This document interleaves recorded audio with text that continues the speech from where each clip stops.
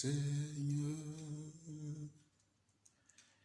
et mon esprit magnifie son nom, car la mort n'a pas pu le retenir, même dans le tombeau. Jésus est Seigneur, même dans le tombeau, même dans le tombeau. Jésus est Seigneur. Bien-aimés dans le Seigneur, que Dieu nous bénisse, que le Seigneur nous fortifie, que Jésus-Christ soit notre Rédempteur, en tout temps, en tout lieu et en toutes choses. Car il est Dieu, il est fidèle et il est miséricordieux. Bien-aimés, je voulais partager un message avec vous, rapidement, juste peut-être entre 10 et 15 minutes. C'est un message qui m'a été révélé depuis quelques jours, depuis 3-4 jours par là, que je voudrais vraiment partager avec vous. Oui, l'Esprit de Dieu m'a mis à cœur de faire cette vidéo pour partager ce message avec vous.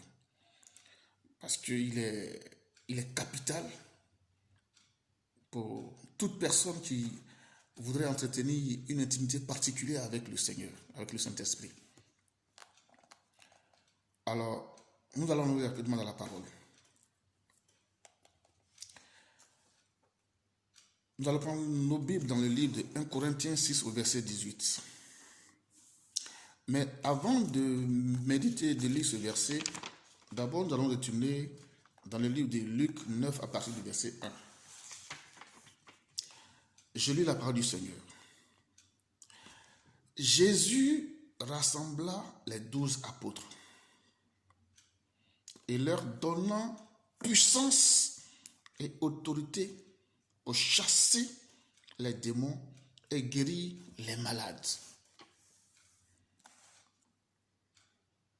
Bien-aimés, voici le pouvoir que Jésus confère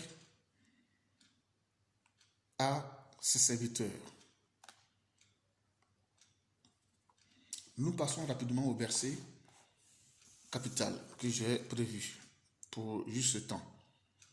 1 Corinthiens 6, verset 18. Bien-aimés, prenez note, prêtez attention à ce message.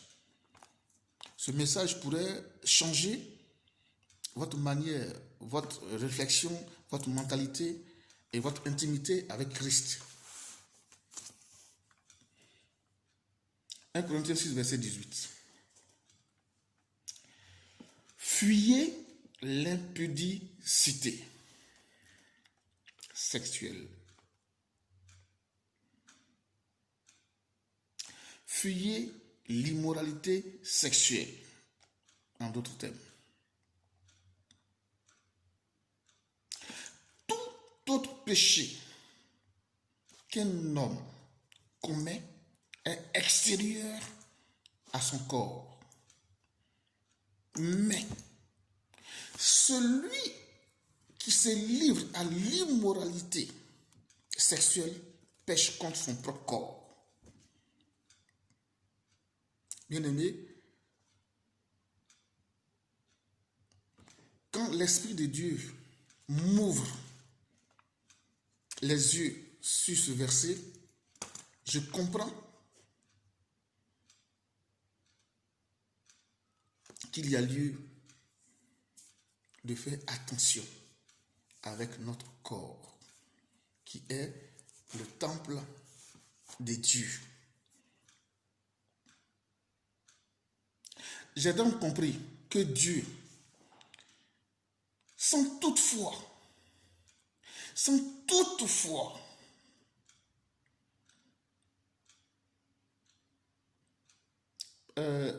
pardonner, sans toutefois nous demander d'ignorer les autres péchés, mais il a mis un accent particulier sur le péché du sexe. Et j'ai compris que ce péché-là, pour moi, il est le plus grand des péchés. C'est le seul péché devant lequel la Bible nous dit de fuir. Or pourtant, dans le livre de Luc 9, verset 1 que nous avons lu tout à l'heure, Dieu nous a bel et bien donné le pouvoir de chasser les démons.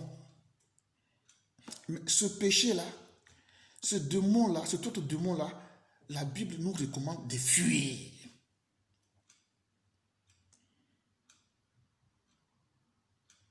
Bien-aimé, ce message doit changer ta vie.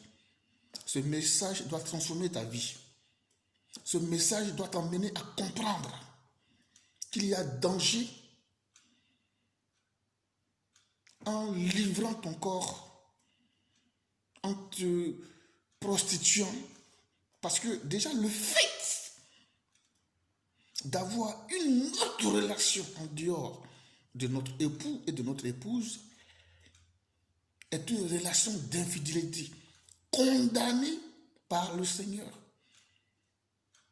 Condamnée fermement par le Seigneur. Bien-aimés, si nous sommes la maison de Dieu, si Dieu nous a choisis dans la création, il y avait les animaux, mais Dieu n'a pas mis son esprit dans les animaux. Puisqu'il nous crée à son image, c'est en nous qu'il dépose son esprit. Est-il encore concevable que nous péchions contre sa maison, dans sa maison, à l'intérieur de sa maison? Dieu nous a tellement fait confiance. Dieu nous a tellement aimés qu'il a fait de nous son habitation. C'est pourquoi je comprends que, c'est vrai, les temples construits des mains des hommes sont des églises, sont des bâtiments. Mais la véritable église d'un homme, la véritable maison de prière d'un homme, c'est son propre corps. Parce que c'est à l'intérieur de nous que réside Dieu.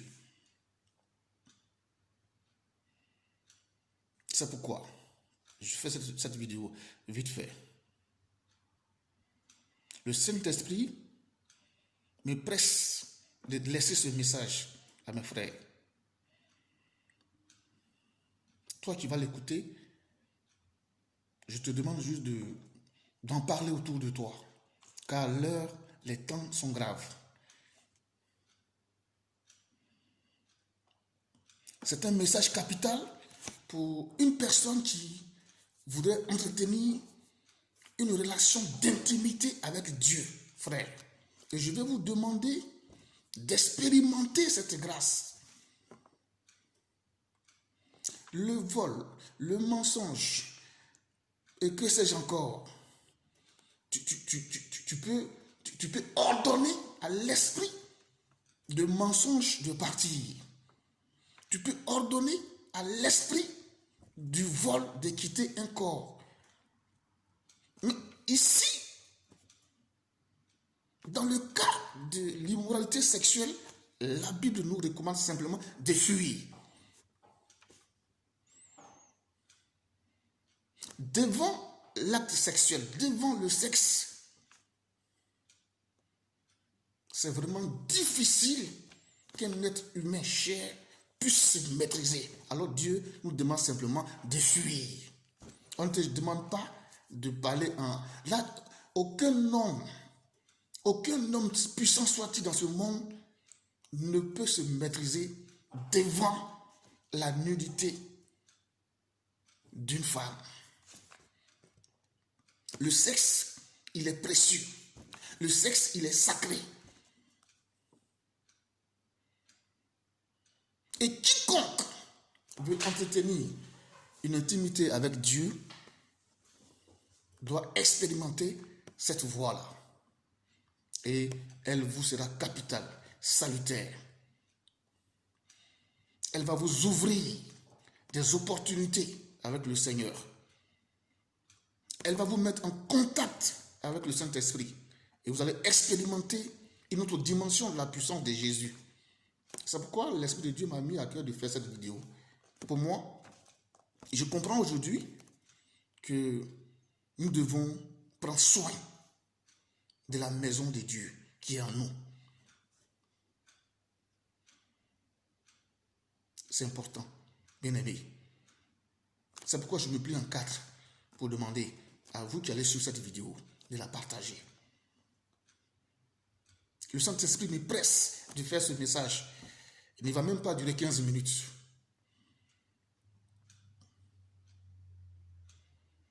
Mais comprenons que dans le livre de 1 Corinthiens 6 au verset 18, la Bible nous demande de fuir l'immoralité sexuelle.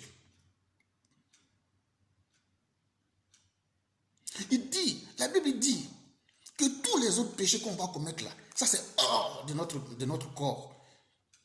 Ça n'influence pas la maison de Dieu. Même si ce sont des péchés avérés, mais ces péchés n'ont pas d'impact direct sur notre corps, qui est la maison de Dieu.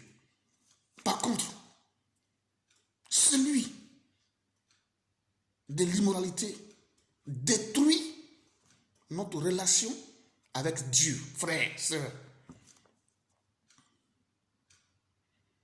C'est un message que vous n'allez pas entendre partout. Mais maintenant, si tu entends ce message, si tu entends cette voix, si tu entends cette parole, prends ta Bible, rentre dans ta chambre, enferme-toi et lis. Je suis convaincu que Dieu va se révéler à toi et tu vas abandonner pour toujours la vie d'impudicité. Prenons soin de notre corps. Prenons soin de la grâce que Dieu nous a faite et abandonnons la vie d'impudicité. Abandonnons la vie de l'immoralité sexuelle. C'est pas facile, mais Paul pouvait dire, je traite durement mon corps. C'est pas un hasard. Il dit, je traite durement mon corps.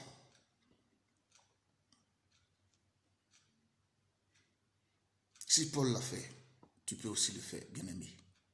C'est pourquoi je prie le Seigneur et je bénis son nom, afin que quiconque entendant ce message